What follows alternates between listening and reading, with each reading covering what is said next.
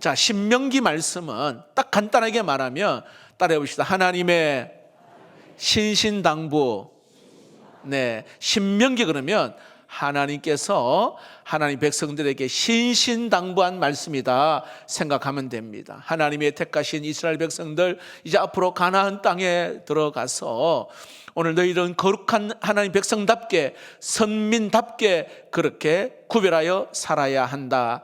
그러면서 이러한 내용들을 규례와 법도를 꼭 지켜야 한다는 내용들로 오늘 말씀하고 있거든요. 그래서 신명기 말씀을 읽다 보면 들으라, 지키라, 순종하라, 행하라, 이 말씀이 계속 반복합니다.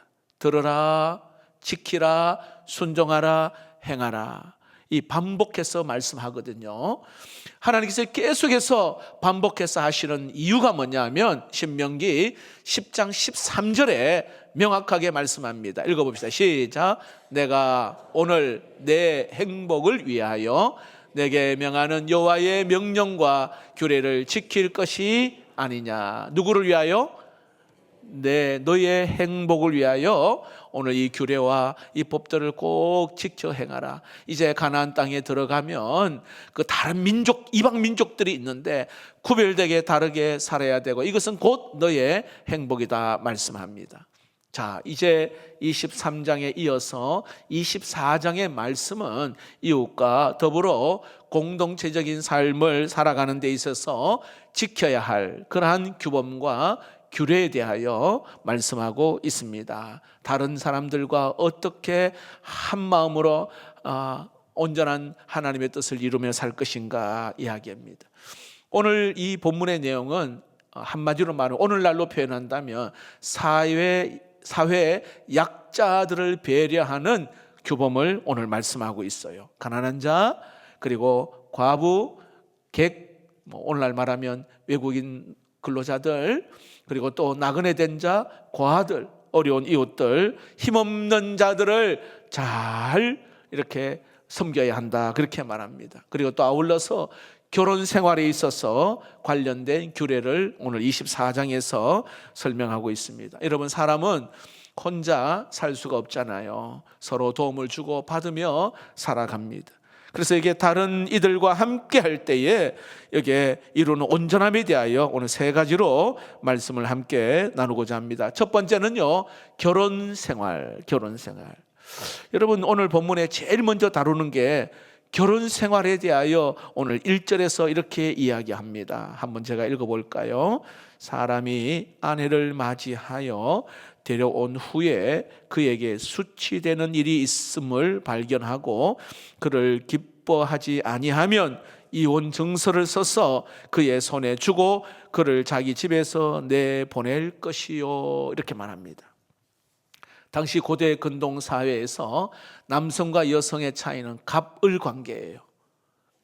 그래서 남자들이 이렇게 좀 못마땅하면 그냥 말 그대로 그냥 아내를 그냥 버리는, 아내를 그냥 쉽게 내쫓는 그런 일들이 굉장히 많았어요.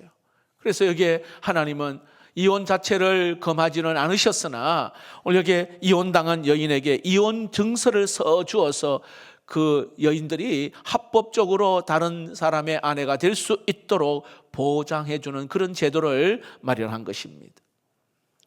요즘에는 여러 가지 종교 문제나 외도 문제나 다양한 너무너무 가슴 아픈 그러한 일들 때문에 가정이 위기와 어려움을 당한 가정이 많아요.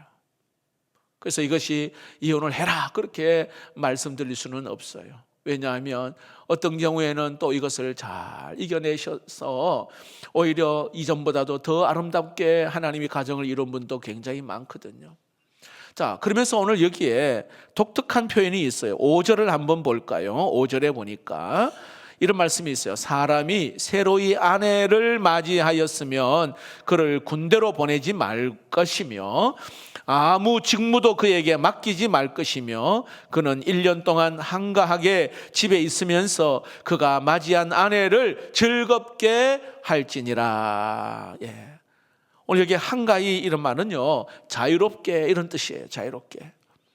하나님께서 가정을 이루었거든요.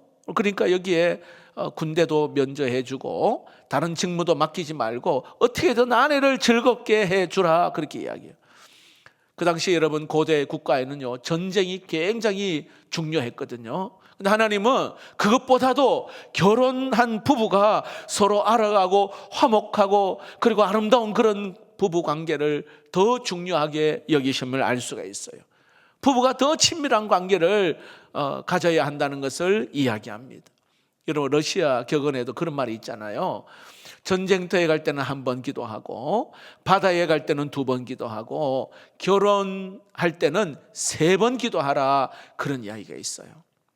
아니 생각해 보세요. 폭탄이 터지는 그러한 전쟁터에 가는 것보다, 저 폭풍우가 몰아치는 저 바다에 가는 것보다 오늘 이 결혼한 생활이 더 위태하다는 것을 알기에 3번 기도하라, 이런 의미입니다. 하나님은 이 결혼을 아름답게 보존하기를 원하고 행복한 그러한 부부 생활에 특별한 관심을 갖고 있음을 알 수가 있어요. 자, 그렇다면 저는 오늘 이게 좀 더 한 걸음 더 나아가, 우리 여기 다 대부분 결혼하지 않은 청년 이외에는 이렇게 가정을 이루고 있는데, 자, 부부 관계에서 위기와 갈등을 다 한 번쯤은 경험하거든요. 그럼 우리가 어떻게 노력하면 좋을까? 그 부분을 간단하게 한번 다뤄봅니다. 아마 여기 계신 분들도 오늘 이 말씀 이후에 한번 노력을 해보시면 좋겠다 싶어요. 첫 번째는 적응해야 하는 부분이에요. 적응.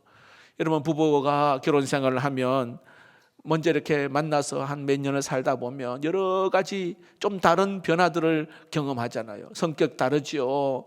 뭐 사는 어떤 생활 습관도 다르고 뭐 다른 게 너무 많아요. 태도도 다르고. 그런데 내가 고쳐서 뭔가 빠르게 하기보다는 그대로 받아들이고 적응하는 게 갈등을 해결하는 데 있어서 우선 방법이에요.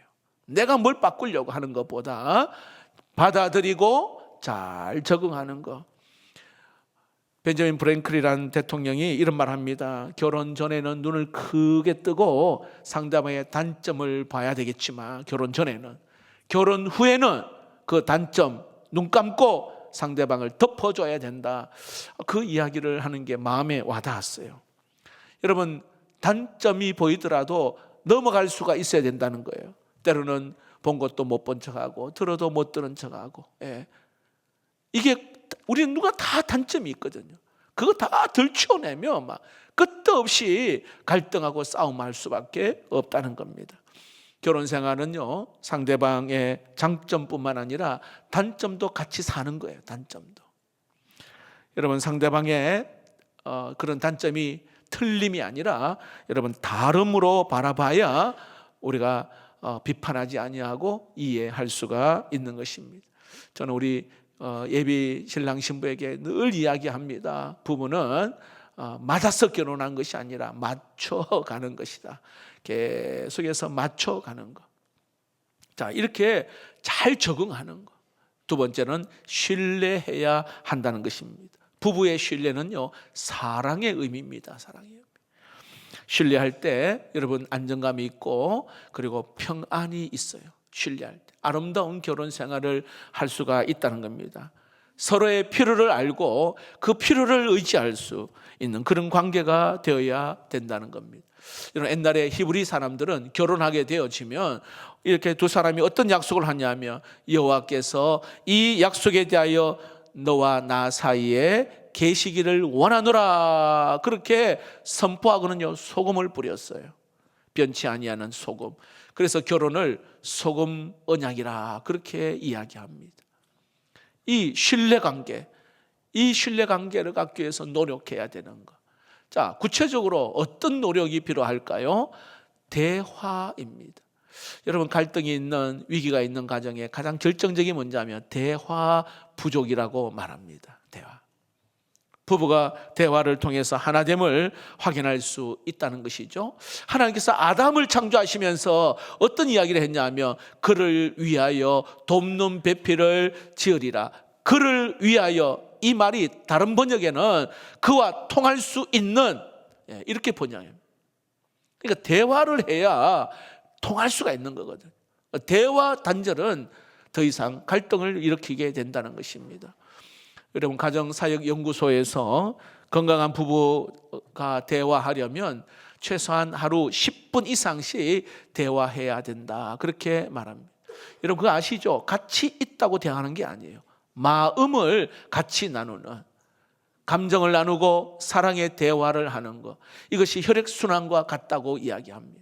여러분 몸에 혈액순환이 안 되면 이 몸에 마비 증세, 문제가 생기듯이 부부가 대화를 하지 않으면 문제가 생길 수밖에 없다는 것이죠.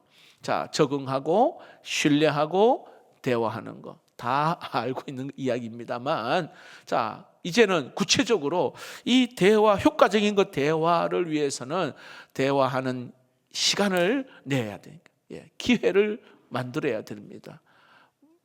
언제 하겠지라고 하는 게 아니라 시간을 내야 되고요. 그리고 경청하는 기술도 배워야 합니다. 잘 들어주는 거. 그리고 대화의 기술 가운데 특별히 부정적인 거, 남 비판하는 거는 멈춰야 합니다. 특별히 자꾸 너 대신에 나. 우리가 상담요법 가운데 나 메시지가 있잖아요. 나. 자꾸 너 때문이고 너가 문제고 너로 가면은 갈등은 계속 일어날 수밖에 없거든요. 또한 과거의 실수나 약점에 대해서는 말하면은 안 되는 것이죠.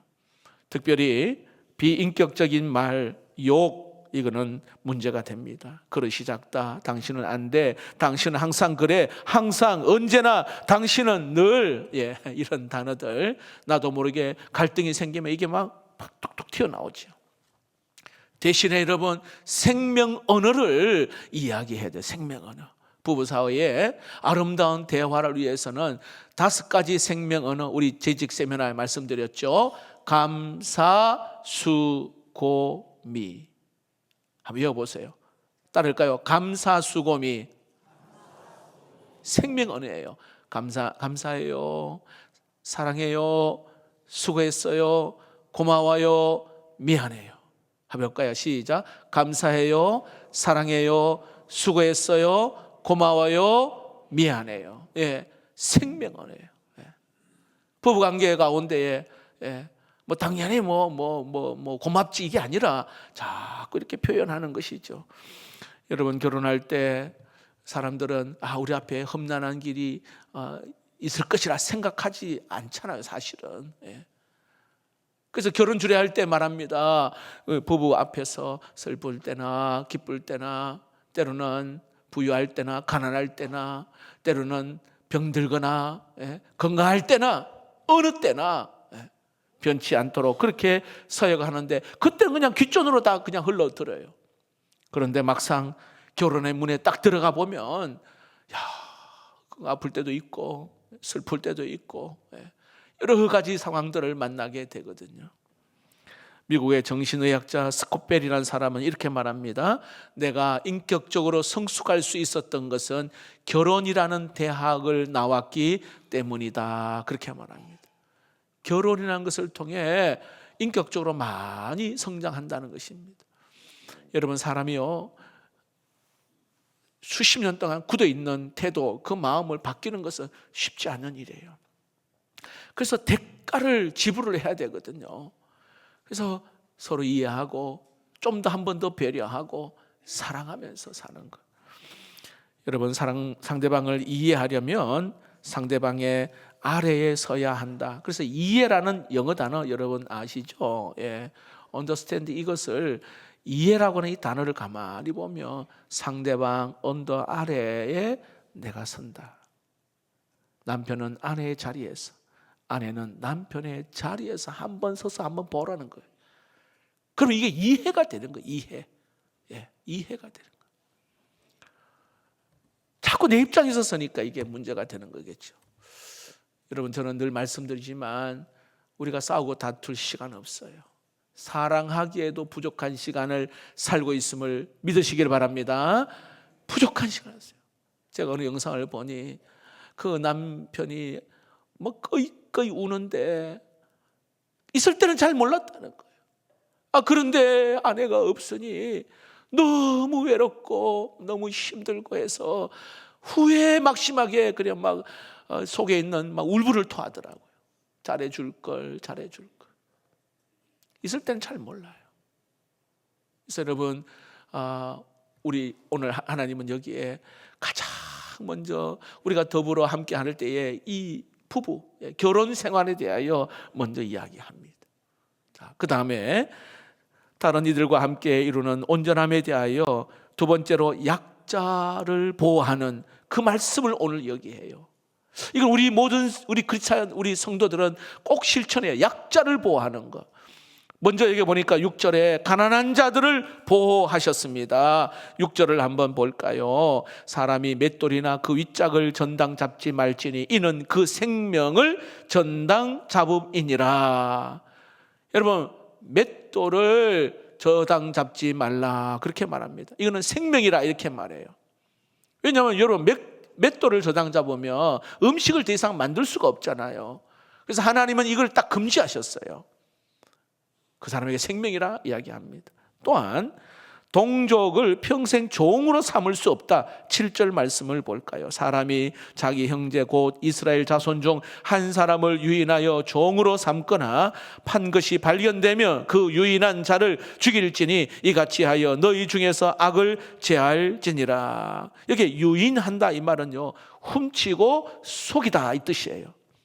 남을 속이는 그 행위 하나님이 굉장히 싫어하십니다. 여러분, 사람 속여서 종으로 삼고 여기에 착취하는 거 하나님의 창조 원칙에 어긋나는 것입니다. 그러면 여러분은 하나님의 형상대로 창조된 오늘 우리 사람을 귀하게 여겨야 한다. 이것을 오늘 말씀하고 있는 겁니다. 자, 세 번째로 병자들을 배려하는 말씀을 합니다. 8절 9절 봅시다. 너는 나병에 대하여 삼가서 레위 사람 제사장들이 너희에게 가르치는 대로 네가 힘써 다 지켜 행하되 너희는 내가 그들에게 명령한 대로 지켜 행하라. 너희는 애굽에서 나오는 길에서 내 하나님 여호와께서 미리암에게 행하신 일을 기억할지니라. 자, 여기 보니까 나병, 문둥병, 이 나병을 언급하면서 미리암, 과거의 그 미리암 이야기야. 미리암은 모세의 누나입니다. 미리암이 나병에 걸렸거든요. 그때 이스라엘 전체가 이동하지 아니하고 딱 멈추고 나을 때까지 기다렸어요.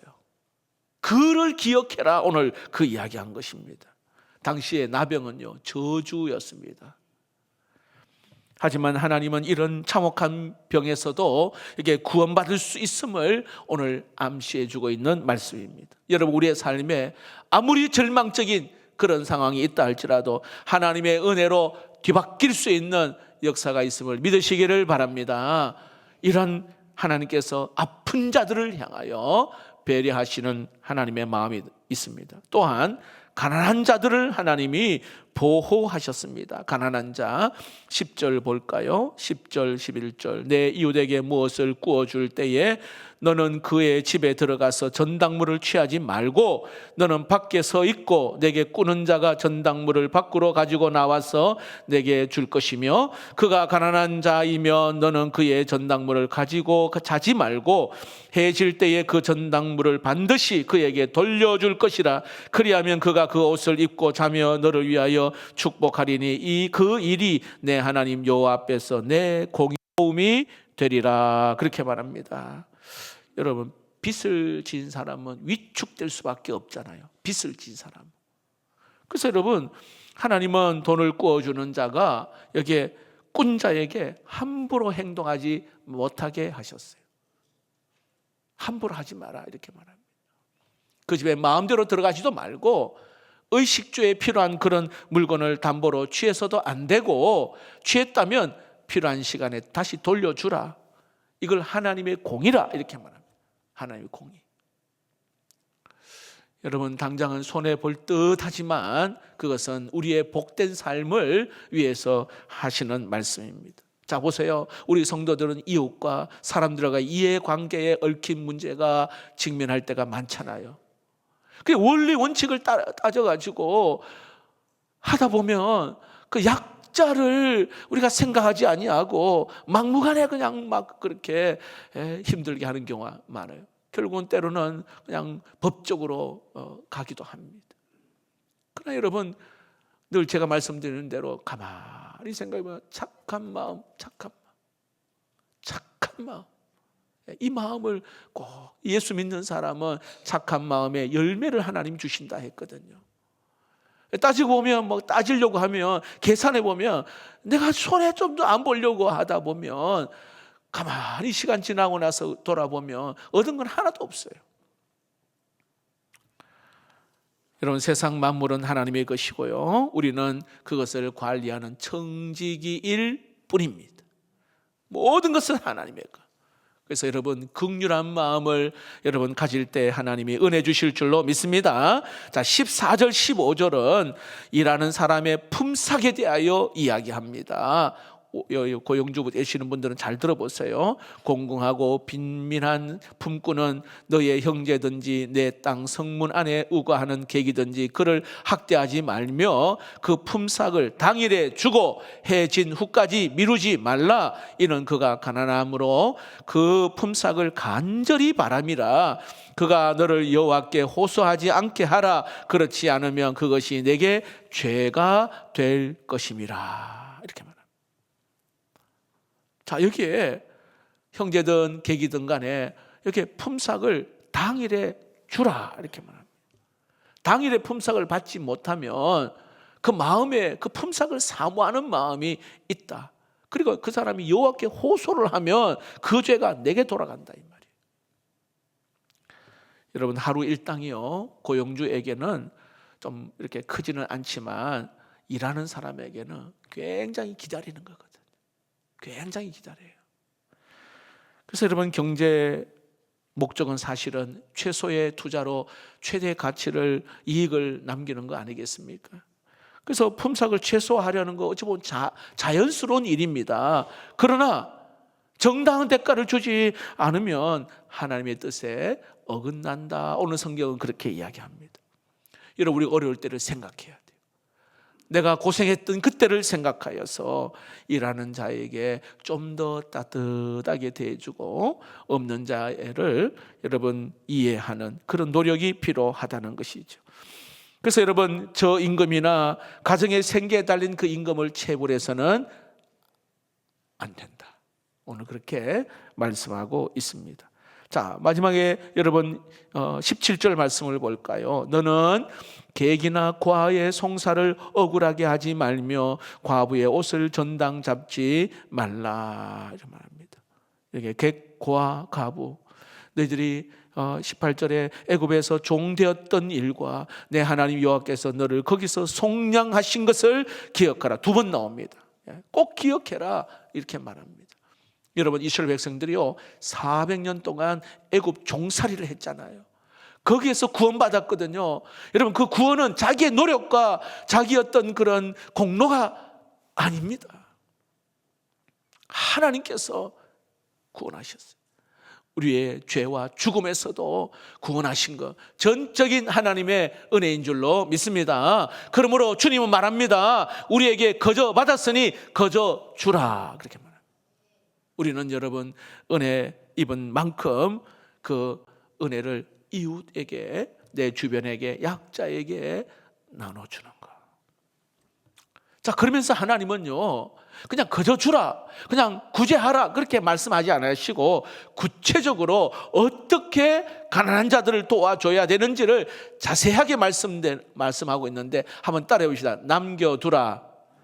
자, 19절, 20절, 21절을 봅시다. 네가 밭에서 곡식을 벨 때에 그 한 뭇을 땅에 잊어버리거든 다시 가져오지 말고 나그네와 고아와 과부를 위하여 남겨두라. 그리하면 내 하나님 여호와께서 내 손으로 하는 모든 일에 복을 내리시리라. 네가 내 감람나무를 떤 후에 그 가지를 다시 살피지 말고 그 남은 것은 객과 고아와 과부를 위하여 남겨두며 네가 내 포도원에 포도를 딴 후에 그 남은 것을 다시 따지 말고 객과 고아와 과부를 위하여 남겨두라. 남겨두라. 남겨두라. 그렇게 이야기해요. 창고에 들이기 전에 그 일부분을 남겨두라 이 말이에요.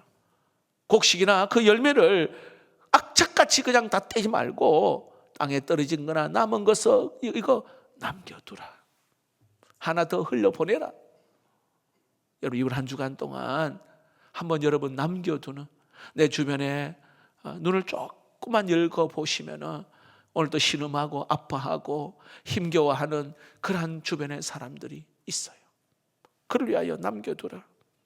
여러분, 성도는 이웃에 대하여 오늘 말합니다. 특히 약자에 대하여 관심을 가지라. 오늘 통틀어서 이야기해요. 관심을 가지라. 말만 하지 말고 직접 이것을 한번 실천해라. 그렇게 말합니다. 아마 여러분도 소식 들어서 아시겠지만 마다가스카르, 그 아프리카 마다가스카르의 선교사인 두 분이 강도에 의해서 총에 맞아 숨졌어요. 근데 이 선교사 두 분은 그것도 장인과 사위 관계예요. 저 시골에서 농촌 사역을 하시는 그분들이 이제 아프리카 마다가스카르 거기에 가서 그 농촌 기술들을, 그 농업 기술들을 이렇게 전수하고 그 아프리카 그 어려운 이웃들을 위하여 그렇게 베푸는 사역을 하다가 이 강도 때에 의해서 숨졌어요. 참 어쩌면 하나님이 기뻐하실 일이지만 그 순교 연세도 90 정도 되시더라고. 90 되시고 58 정도 되시는 장인과 사위관. 근데 좀 더 쉬고 싶고 좀 더 편하게 있고 싶은 그 나이인데도요, 그 아프리카에 가서 그 어려운 그 이웃들을 위하여 그렇게 농업기술을 전수하기 위하여 가셨다가 정말 안타까운 일들을 만나게 되었습니다.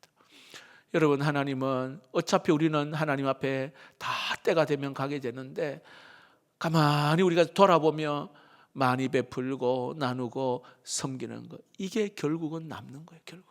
자, 보세요. 우리 사랑방 신방을 하잖아요. 자, 가정에서 오픈을 하여 그 가정에서 오시는 분들에게 좀 더 어떻게 하면 더 귀한 것을 섬기고 베풀고, 이게 남는 거라니. 이게 영적인 희열과 기쁨과 성경 그대로 얼마나 좋은지 몰라. 얼마나.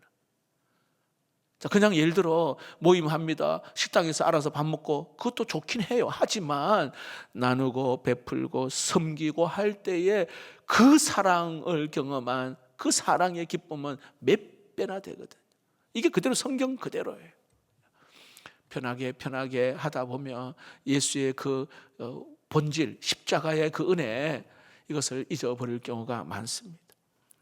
자, 마지막으로 여기에 하나님은 다른 이들과 함께 온전함을 위하여 과거를 기억하라, 그렇게 말씀합니다. 과거를 기억하라.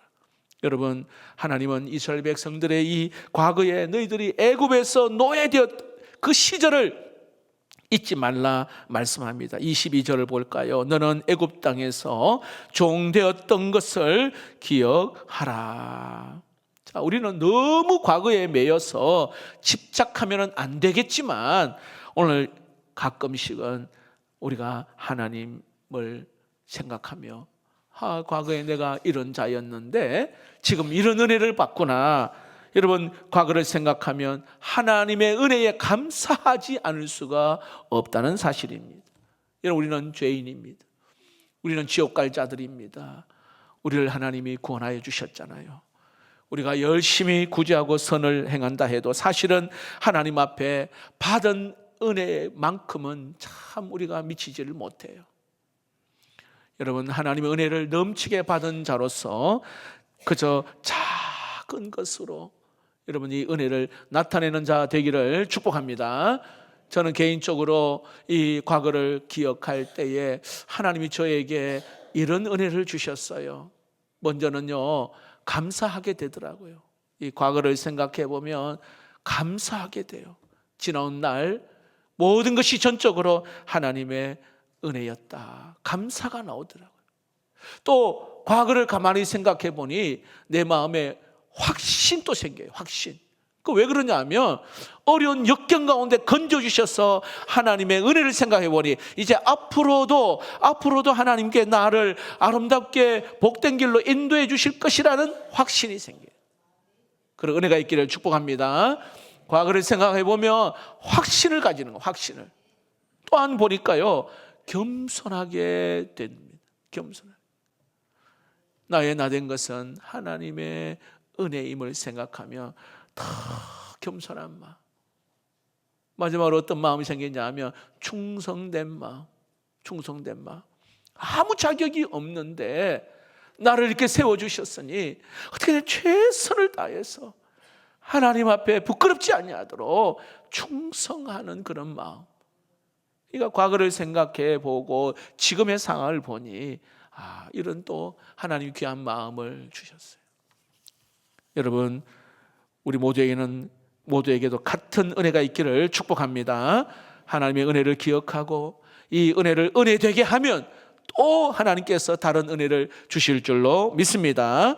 말씀을 맺겠습니다. 여러분, 신명기를 기록할 이때의 상황은 이스라엘 백성들이 가나안 땅의 정복을 앞둔 상황입니다. 아직까지 가나안 땅 들어가지 않는 상황입니다. 그래서 전쟁을 위해서라면 여러분, 강한 자에게 더 관심을 가져야 되지 않습니까? 전쟁을 해야 되니까. 그런데 하나님의 시선은 결혼, 부부생활, 결혼 관계와 오늘 이 약자를 향하고 있어요. 이스라엘 백성들이 아름다운 행복한 결혼 생활을 오늘 바라보고 계시는 주님, 그리고 여기에 연약한 자들을 보호하고 이들을 생각하라 라고 말씀하시는 우리 하나님이셔요. 여러분, 세상이 풍족해졌지만은 여전히 도움이 필요한 연약한 자들이 많습니다. 오늘 또 눈물 흘리며 애통하는 자들이 있습니다. 가서 손 한번 잡아주고 한번 경청해주고 한번 대화해주고 차 한잔 마시고. 여러분, 외로이 홀로 있는 분들도 많습니다. 모든 것이 다 갖추어져 있는 것 같지만 제가 물질 문제만을 이야기하는 게 아니에요. 모든 것 다 갖추어 있는데 외로워요. 사람이 없다고 말해요, 내 주변에는.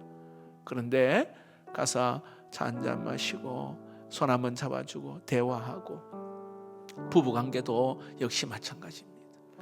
오늘 이 말씀을 여러분 정말 마음에 꼭 새기고 행복한 결혼생활, 부부생활, 그리고 이웃사랑 있기를 주님의 이름으로 축복합니다. 찬양을 드립시다. 천사의